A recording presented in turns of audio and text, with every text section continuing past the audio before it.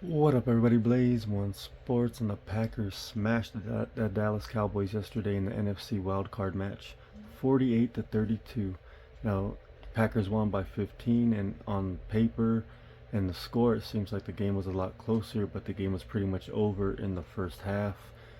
Green Bay was up at 27 to nothing at one point, and then at the end of the half, it was 27 to 7. Green Bay won the toss and elected to receive the ball. And at first, the first couple of plays on Green Bay's offense, Dallas was stopping them. They were looking good. They were stopping all the runs, getting to the quarterback. And then after that, things just changed and Green Bay took over. Green Bay dominated pretty much the whole game. Dak, Dak Prescott played as poorly as he has his entire career, forcing throws in the windows that were not just open but actively closed. He was picked off twice, once for a touchdown, and another ball he threw should have been intercepted, but the guy dropped it. Dak Prescott was sacked several times when he could have threw it away. He missed multiple open receivers and just didn't manage the game well on any level. The play calling was bad. The defensive play calling, Dan Quinn, everyone knew that Aaron Jones was going to be running the ball. All they had to do was stop Jones from running the ball, and Dallas couldn't do that. The play calling was bad. Dak played bad, even though Dak had a decent. He had good. He threw for 400 yards, uh, 3 touchdowns, but he also had 2 interceptions, key interceptions, and one was for a pick six. So on paper, Dak's stats look decent. 3 touchdowns, 3 interceptions, 400 yards passing, but throughout the game, he just had bad decision making. CeeDee Lamb was dropping passes. Ferguson stepped up. I like to see that. But overall, Dallas just didn't show up to this game. Like I said, even though some of the Dak stats and the score might suggest otherwise, like it was kind of close, but it really wasn't. If you watch the game, Green Bay blew out Dallas. Dallas scored some of their points once the game was already pretty much over. They started to come back, but Green Bay never let their foot off the pedal, and they just played hard the whole game, playing like they were behind. They never let up. They were throwing bombs. Jordan Love, he looked good. But for Dallas, CeeDee Lamb was dropping passes. Dak was making bad decisions. The play calling was bad on both sides, defensive and offensive side. Let's go ahead and look at Dallas's stats real quick. Dak Prescott was 40. He had 41 completions, 60 attempts, 403 yards, 3 touchdowns, 2 interceptions. One of those interceptions was for a pick six. So he was 41 of 60, 403 yards, 3 touchdowns, 2 interceptions. All three of his touchdowns were to Ferguson. Tony Pollard had 15 carries for 56 yards and one touchdown. See, this is where they should have got Dalvin Cook, because they knew going into this game that they didn't have a running game, and Cook was right there for the taking, and the Ravens got him. Dallas once again didn't make any moves to try to improve their team. They just wanted to go with who they had, and as it turns out, it didn't work out. Pollard's not a starting running back. They're not using him right. He's more of a finesse runner, not a power runner. Dak Prescott had 6 rushes for 45 yards. Enrico Dowd had 2 carries for 11 yards. They should have got him more involved in the game. Receiving, CeeDee Lamb, 9 receptions, 110 yards. Michael Gallup, 6 receptions, 103 yards. Ferguson had 10 receptions for 93 yards and 3 touchdowns. Cooks had 6 receptions for 47 yards, and Pollard had 7 for 29. So like I said, some of their stats were there. They didn't look too bad. But in real time, watching the game, Cowboys, people are saying they did horrible. I don't think they did horrible. They just, when it came down to a bad play calling and Dak's just inability to manage the game and make better decisions, is why they lost. On the defensive side for Dallas, Damone Clark had 5 tackles.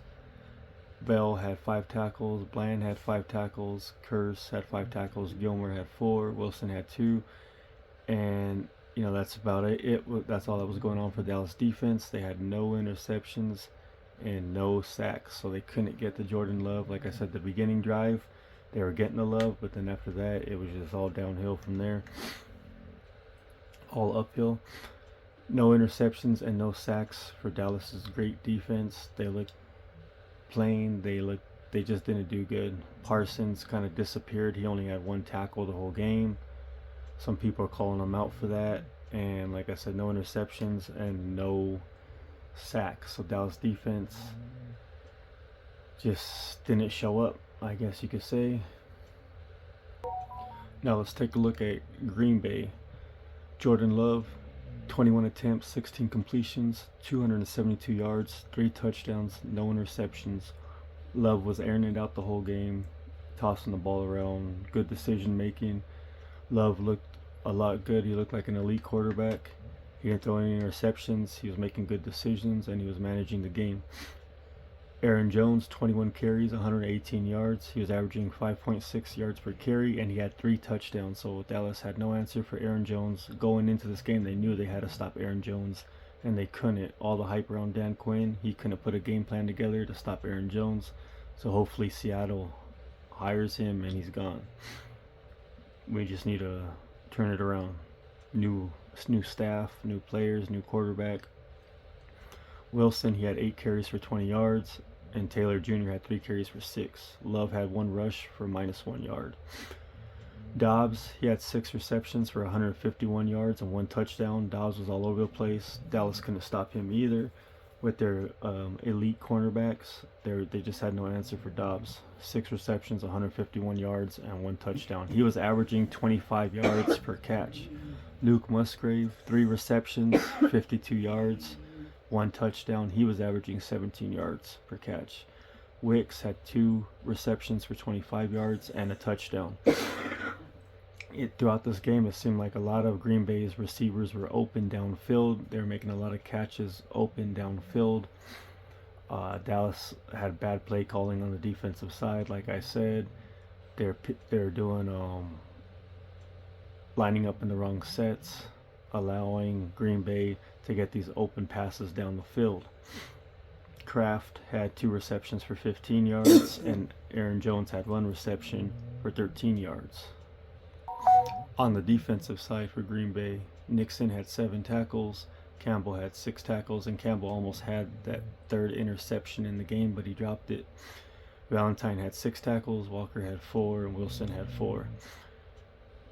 Alexander had 3 tackles and one interception, and Savage Jr. had the other interception and 3 tackles.